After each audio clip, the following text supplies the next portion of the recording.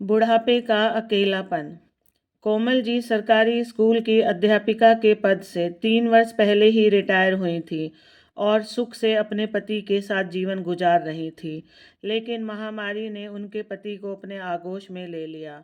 जीवन साथी के चले जाने से कोमल जी अंदर तक टूट गई। फिर बेटा बहू के कहने पर उनके साथ मुंबई में आ गई। उनका जीवन एकदम बदल सा गया। पति का साथ तो छूट ही चुका था, लेकिन साथ साथ उसकी 40 वर्षों की बसी बसाई गृहस्थी भी छूट गई। और छूट गया वह आस पड़ोस भी, जो हर समय सुख दुख में साथ रहता था। महानगर में पार्क के बेंच पर चुपचाप उदास भाव से बैठी कोमल जी विचारों में खो सी गई थी। सुबह का समय था। कुछ लोग सैर करने आए थे, तो कुछ योगा कर रहे थे, तो कहीं कुछ बुजुर्ग बैठे हुए अपना जमाना याद कर रहे थे। लेकिन कोमल जी अपनी ही दुनिया में विचर रही थी। तभी अचानक एक आवाज़ ने उनकी तंद्रा भंग की। मुस्कुराते रहिए, जिंदगी बहुत खूबसूरत है। कोमल जी ने देखा कि लगभग 65-70 वर्ष के एक बुजुर्ग आदमी पास वाली बेंच पर बैठते हुए उनकी ओर देखकर मुस्कुरा रहे थे। ना चाहते हुए भी कोमल जी बदले में मुस्कुराने लगी। इस अनजान शहर में पहली बार किसी ने उनसे बात की थी। बोतल से पानी पीते हुए वह बुजुर्ग व्यक्ति बोले, मेरा नाम मदन लाल है।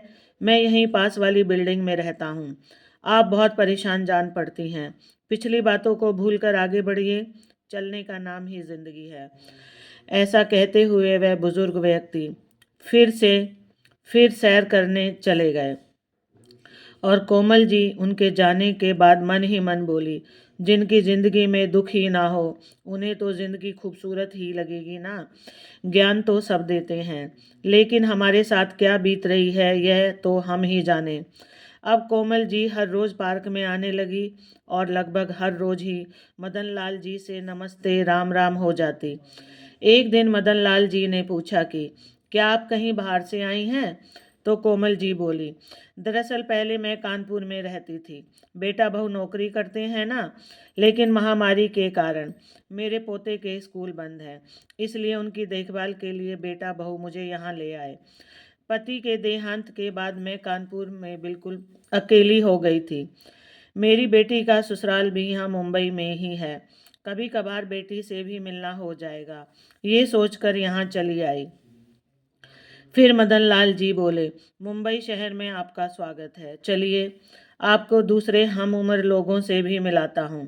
दरअसल यहाँ पार्क में बुजुर्ग लोगों का एक ग्रुप बना है, जहाँ हम सब लोग एक दूसरे के सुख दुख में शामिल होते हैं, हंसते बतियाते हैं, कभी भजन गाते हैं, तो कभी पुराने गानों ने भी गुनगुना लेते हैं, कभी जन्मदिन मनाते हैं तो कभी त्यौहार।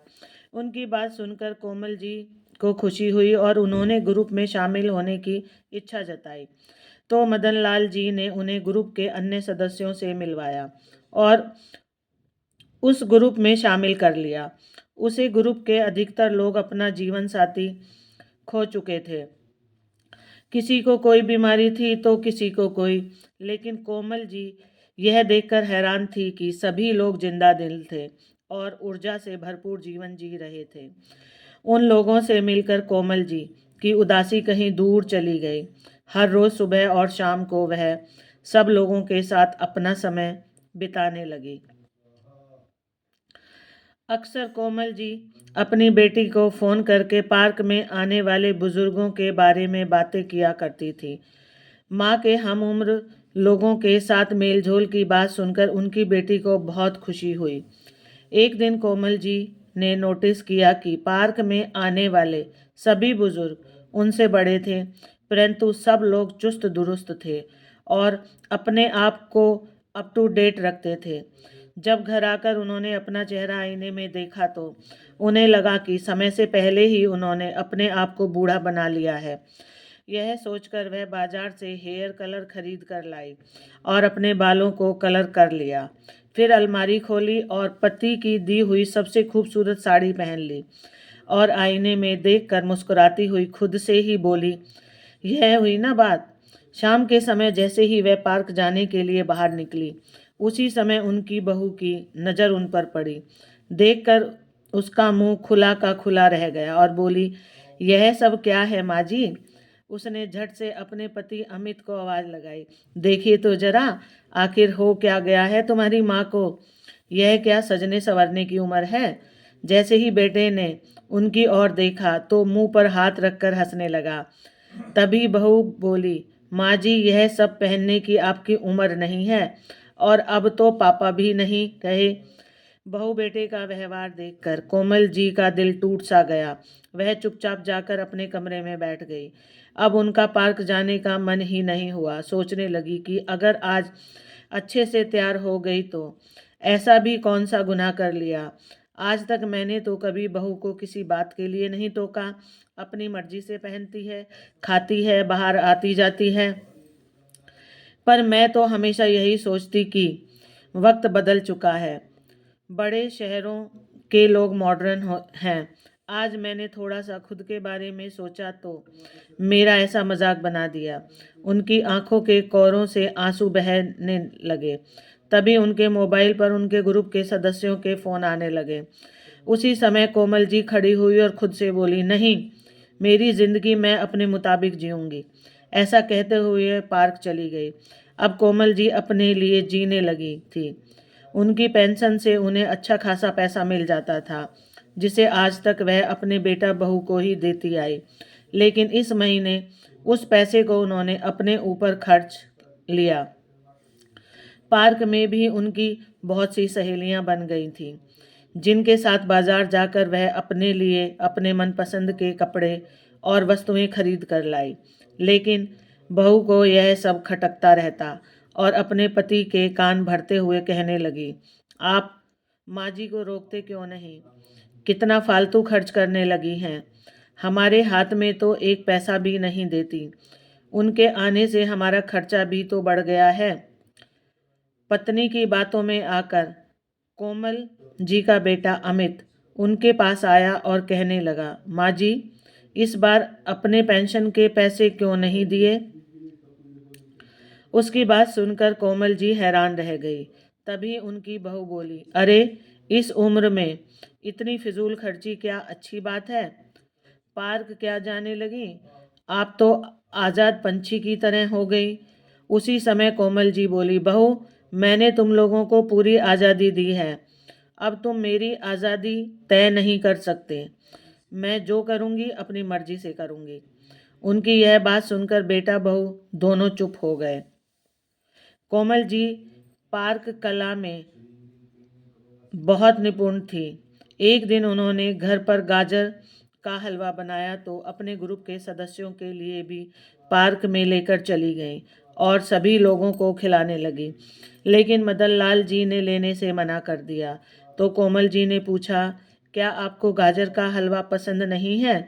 तो मदन लाल जी बोले, गाजर का हलवा तो मुझे बेहद पसंद है, लेकिन मुझे डायबिटीज़ और ब्लड प्रेशर की परेशानी है, इसलिए मैं बाहर का मीठा गाजर का हलवा नहीं खा सकता हूँ, और घर पर बनाना मुझे आता नहीं है, इसलिए मैंने गाजर का हलवा खाना ही छोड़ दिया।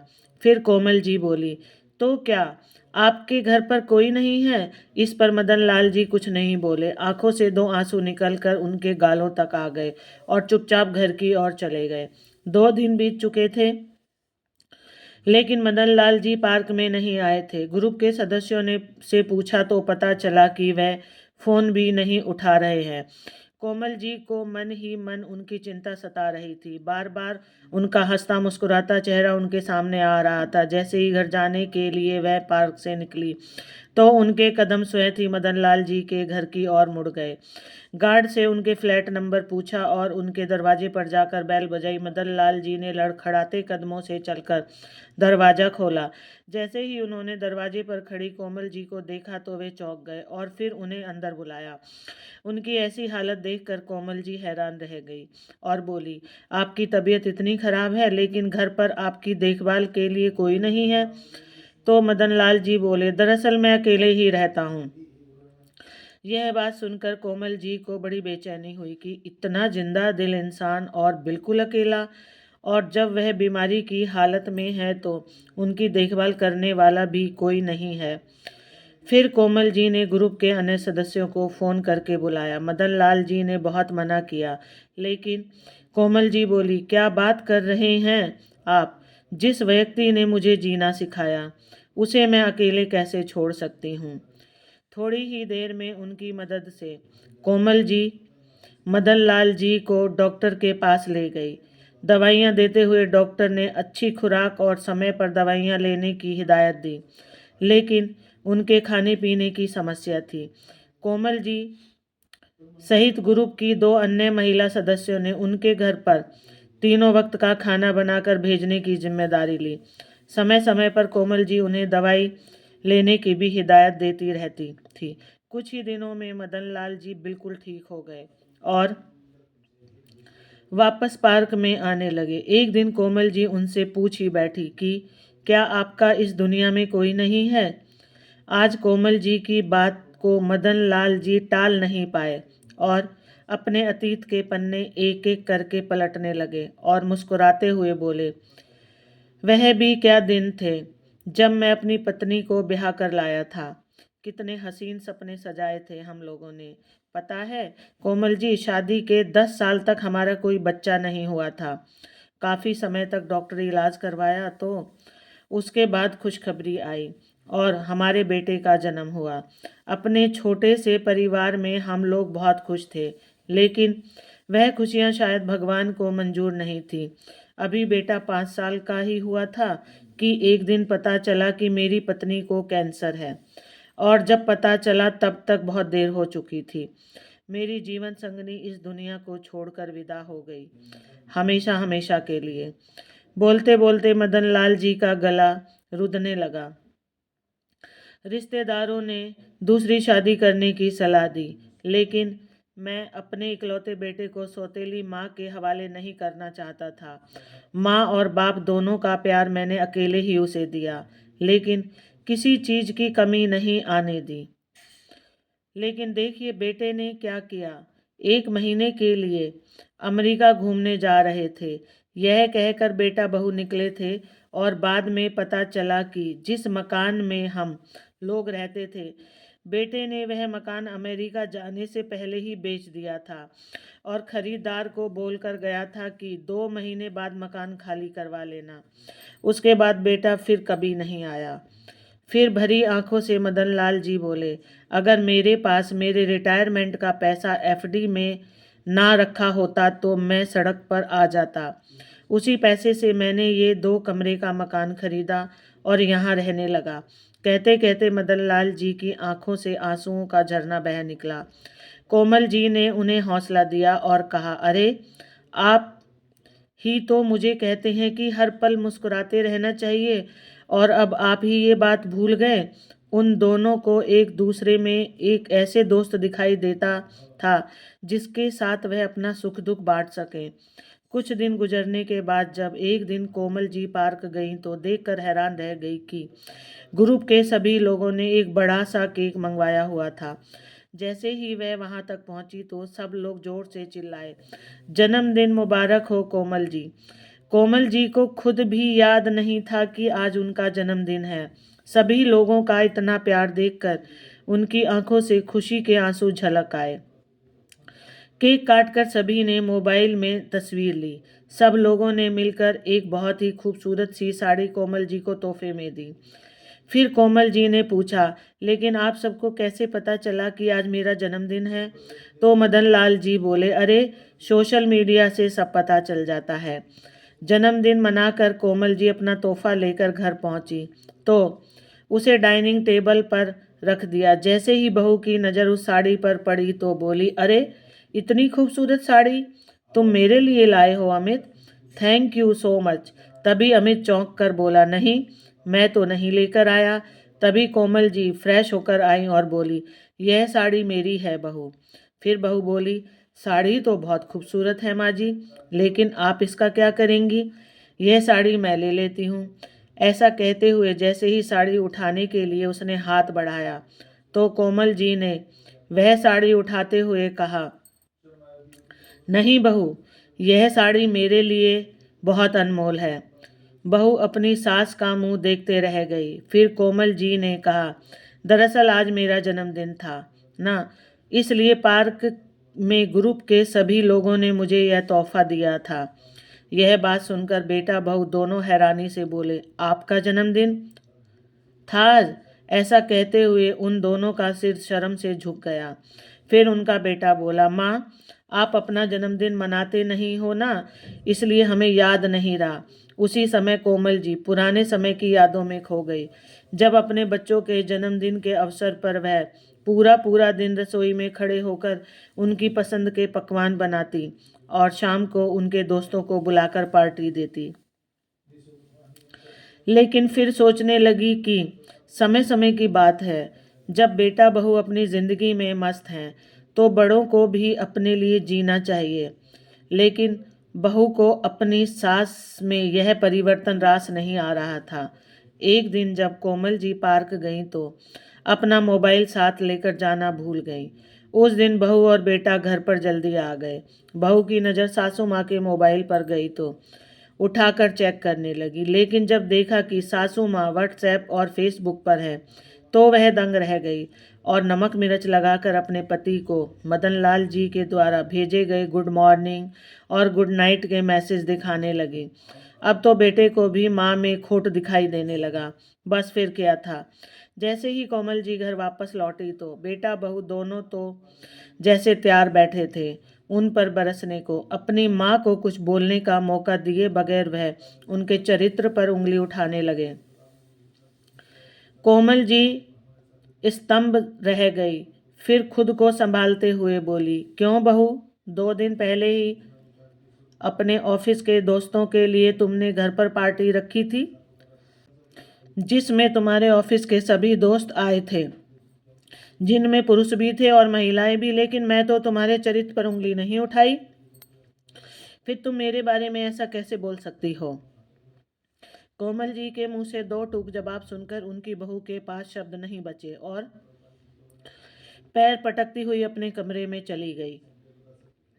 अगले दिन बेटा बहू के ऑफिस जाने के बाद जैसे ही कोमल जी पोते के लिए खाना बनाने के लिए रसोई घर में गई तो फर्श पर पानी गिरा होने के कारण उनका पैर फिसल गया और वह धम से जमीन पर गिर गई। उनकी बाजू में गंभीर चोट आई और कमर में भी बहुत ज़्यादा दर्द हो रहा था। उनके पोते ने तुरंत फ़ोन लगाकर अपने पापा को सारा हाल बताया और उन्हें जल्दी आने को कहा।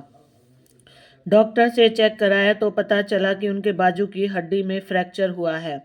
डॉक्टर ने बाजू पर प्लास्टर चढ़ाकर और दवाइयाँ देकर शाम तक उन्हें घर भेज दिया, क्योंकि अब उनका पार्क जाना छूट गया। लेकिन उनका पार्क जाना छूट गया। मदन लाल जी उन्हें फ़ोन करते या मैसेज करते तो वह किसी बात का जवाब नहीं देती, चुपचाप लेटे हुए आंसू बहाती रहती। काम वाली बाई खाना पकाकर रख जाती और बेटा बहू रोजाना अपने काम पर चले जाते। दोनों में से किसी ने भी एक दिन की छुट्टी लेना भी जरूरी नहीं समझा। कोमल जी को उठने बैठने में भी कष्ट होता था, लेकिन किसी को क्या फर्क पड़ता था। एक दिन ग्रुप के सारे बुजुर्ग सदस्य उनके घर पर आ गए। किसी के हाथ में फूल थे तो किसी के हाथ में गेट वेल सून के कार्ड थे। कोई समोसे लेकर आया तो कोई जलेबियां। उन्हें देखकर बिस्तर पर पड़ी कोमल जी को ऐसा लगा कि जैसे उन्हें कोई अपना मिल गया हो। उनके चेहरे पर मुस्कुराहट बिखर गई। हंसी मजाक करते हुए सब ने स्वादिष्ट व्यंजनों का आनंद उठाया। हंसते बतियाते 1 घंटा बीत गया। अब कोमल जी को चिंता होने लगी थी, क्योंकि उनके बेटे और बहू के आने का वक्त हो रहा था। अंदर ही अंदर उन्हें डर लग रहा था कि बहू क्या बोलेगी। उसी समय दरवाजे की घंटी बजी और बेटा और बहू अंदर आ गए और अंदर का दृश्य देखकर हैरान रह गए। सब लोगों के जाने के बाद उनकी बहू बोली, यह मेरा घर है या धर्मशाला, जिसे देखो मुंह उठाए चला आता है। और माँ जी, आप हमारे सामने तो बड़ा दर्द का नाटक करती हैं और हमारी पीठ पीछे अपने दोस्तों को बुलाकर घर में पार्टी करती हैं। अरे कुछ तो शर्म कीजिए। आपकी इन हरकतों का हमारे बच्चे पर क्या असर पड़ेगा? बहू की यह बात सुनकर कोमल जी चुप लेटी रहीं। आज उन्हें अपने पति की याद सता रही थी। सोचने लगी कि उनके रहते मजाल है कोई भी मुझ पर उंगली उठा सके। और आज अपमान के कड़वे घूंट पीने पर मजबूर हो गई। दिन बीतने लगे और करीब 1.5 महीने बाद कोमल जी का प्लास्टर उतार दिया गया। अब वह फिर से पार्क जाने लगी तो धीरे धीरे उनकी मुस्कुराहट वापस आने लगी। लेकिन बहू के ताने थे जो बंद होने का नाम ही नहीं ले रहे थे, और बेटा सब कुछ सुनकर भी अनसुना कर देता। घर के माहौल से परेशान होकर एक दिन कोमल जी ने ठान लिया, बस अब और नहीं। जीवन की सांझ तो हो ही चुकी है और न जाने कब इस जीवन का अंत हो जाए, तो इससे पहले मैं स्वयं के लिए जीना चाहती हूँ। जो मुझे अच्छा लगेगा मैं वह करना चाहती हूँ। बेटे बहू का मोह छोड़ते हुए एक दिन उन्होंने फैसला कर लिया और सामने की बिल्डिंग में 2 कमरे का फ्लैट किराए पर ले लिया। बेटे ने रोकना चाहा तो कोमल जी ने स्पष्ट कह दिया कि अब मैं किसी पर बोझ नहीं बनना चाहती। तभी उनकी बहू बोली, हाँ हाँ, पंख जो लगाए हैं अब आपके, अब तो आज़ाद घूमेंगी। बदले में कोमल जी गुस्सा करने की बजाय मुस्कुराते हुए बोली, बिल्कुल, अब मैं अपने अधूरे सपने पूरे करूंगी। उन्होंने अपना सामान पैक किया और अपने फ्लैट में शिफ्ट हो गई। उनकी इतनी पेंशन तो आती ही थी कि काम वाली बाई लगा सके और अपना खर्चा आसानी से निकाल पाए। अब कोमल जी अपनी ज़िंदगी सुकून से जी रही थी। उनका बेटा और पोता कभी कभार उनसे मिलने आ जाते थे, लेकिन बहू से इतना भी कष्ट ना किया गया। अक्सर मदन लाल जी शाम की चाय उनके घर पर ही पीते थे। अक्सर पार्क के अन्य बुजुर्ग व्यक्ति भी उनके घर आते जाते रहते। अब कोमल जी स्वयं को आज़ाद महसूस करती थी। अपने अलग रहने की बात कोमल जी ने अपनी बेटी को भी बता दी थी। इस बात से उसे थोड़ा दुख तो पहुंचा, लेकिन एक सुकून भी था कि उसकी माँ अब अपनी मर्जी से जी पाएगी। एक दिन कोमल जी हैरत में पड़ गई जब उन्होंने अपने घर के दरवाजे पर बेटे के साथ बहू को आया देखा। इससे पहले वह कुछ पूछती, तभी उनकी बहू तेजी से अंदर आई और बोली, माँ जी, कुछ शर्म हया बची है या नहीं? पता है सोसाइटी वाले आपके बारे में क्या क्या बातें कर रहे हैं? आखिर आपके और मदन लाल जी के बीच में चल क्या रहा है? तभी कोमल जी बोली, बेटा, मुझे दुनिया वालों की बातों से कोई फर्क नहीं पड़ता। मुझे केवल इतना पता है कि सारी उम्र जिम्मेदारियां निभाते निभाते मैंने अपने बारे में सोचना ही छोड़ दिया था। बाकी की बची जिंदगी मैं हंसी खुशी से गुजारना चाहती हूँ, और मुझे नहीं लगता कि इसमें किसी को परेशानी होनी चाहिए। और रही बात मदन लाल जी की, तो उन्होंने तो मुझे जीना सिखाया है, वरना मैं तो पूरी तरह टूट चुकी थी। तभी उनका बेटा बोला, लेकिन माँ, आप इन लोगों को जानती नहीं। ऐसे लोग अपनापन दिखाकर दूसरों को लूट ले जाते हैं। बेटा, मैंने अपने यह बाल धूप में सफ़ेद नहीं किए, और वैसे भी जिसे अपनों ने ही लूटा हो उसे दूसरे क्या लूटेंगे? तुमने मेरे पास छोड़ा ही क्या है जो कोई लूट लेगा? उसी समय मदन लाल जी, जो दरवाजे के बाहर खड़े हुए सारी बातें सुन रहे थे, घर के अंदर आ गए और उन्हें देखते ही कोमल जी के बेटा बहू का मुंह खुला का खुला रह गया। जैसे ही वे उठकर बाहर जाने लगे, उसी समय मदन लाल जी ने कहा, बेटा, शर्म कोमल जी को नहीं बल्कि तुम जैसे लोगों को आनी चाहिए। किसी का चरित्र मंथन करने से पहले तुम लोग एक बार भी नहीं सोचते? तुम लोग जानना चाहते हो कि तुम्हारी माँ क्या करती है? जैसे ही मदन लाल जी ने कहा तो कोमल जी ने उन्हें चुप रहने का इशारा किया, परंतु वह रुकने वाले नहीं थे। बोले, पार्क में हर रोज सुबह और शाम को जब हम सब लोग बैठते हैं, तो वही पास में ही सोसाइटी में काम करने वाली औरतों के बच्चे आवारा घूमते हैं। छोटी सी उम्र में वे गलत आदतों के शिकार हो रहे हैं। उन गरीब लोगों के पास इतना पैसा नहीं कि वह अपने बच्चों को पढ़ा लिखा सकें।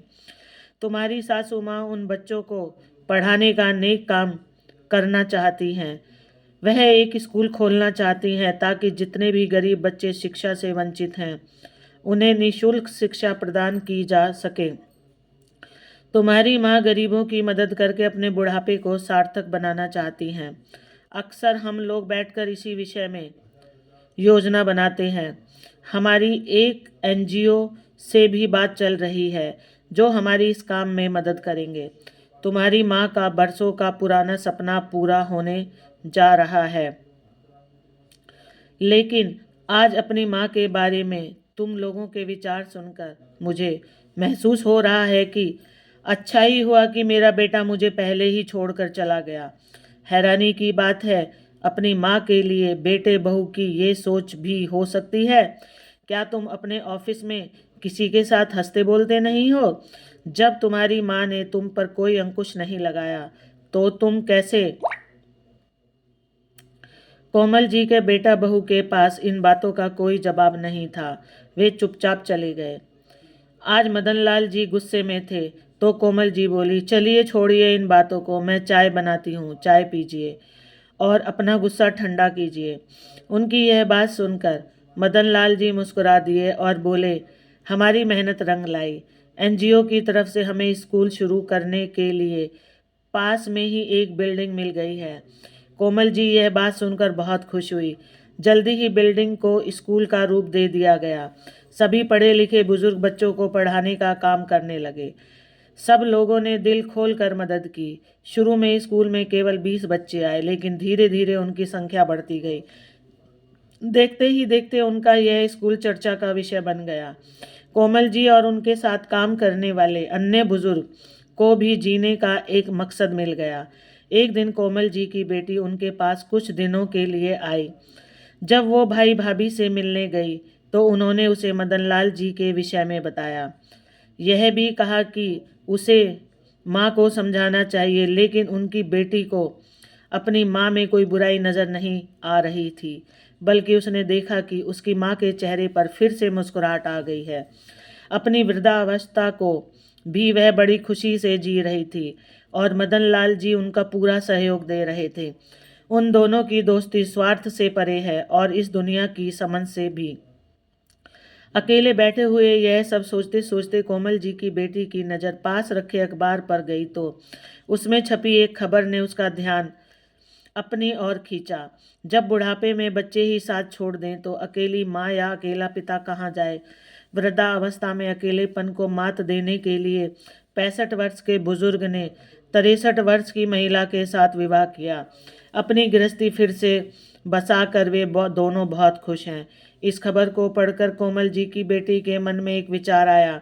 जब मदन लाल जी कोमल जी के घर आए तो उसने अपनी माँ और मदन लाल जी के सामने दोनों की शादी का प्रस्ताव रखा और कहा कि आप दोनों के इस रिश्ते को यह दुनिया नहीं समझ पाई, तो क्यों ना आपके इस रिश्ते को एक नाम दे दिया जाए। क्या आप दोनों एक दूसरे का जीवन साथी बनना पसंद करेंगे? तभी कोमल जी बोली, यह क्या बोल रही है तू? इस उम्र में क्यों हम पर दाग लगाना चाहती है? यह दुनिया क्या कहेगी? लेकिन उसकी बात सुनकर मदन लाल जी थोड़ी देर चुप बैठे रहे। दिमाग में बहुत कुछ चल रहा था। कोमल जी के गुस्से को देखकर उन्होंने कुछ ना कहना ही मुनासिब समझा और अपने घर लौट गए।